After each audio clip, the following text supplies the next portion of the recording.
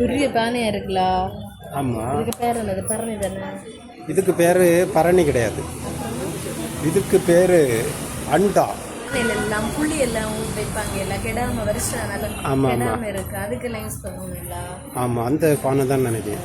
அடுத்த நெல் எல்லாம் அவிச்சதெல்லாம் முன்ன பழங்காலத்தில் இந்த மாதிரி பெரிய பானையில் தானே நெல் எல்லாம் அதிக வைக்கணும். ஆமாம் ஆமாம். ஆனால் இப்படி ஒரு பானையில் இந்த மாதிரி ஒரு செடி நட்டு இந்த பானையை நம்ம தூக்கிட்டு போயிருவோமா? தூக்க முடியாதம்மா, பயங்கர வெயிட்டாக இருக்கு. ஆட்டோவில் தூக்கிறோம். நானே உள்ளாடி உள்ளது அவ்வளோ பெரிய பானையாக இருக்கு.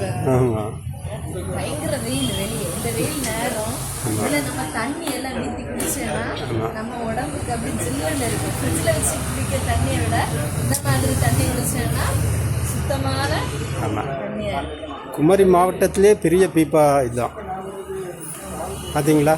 இதுதான் அது அது ஆமாம், அதுதான். நீங்கள் அவங்கள நினைச்சுறாது. நீங்க என்ன நினைச்சீங்களோ அதை ஒண்ணு கமெண்ட்ல சொல்லிட்டு போங்க.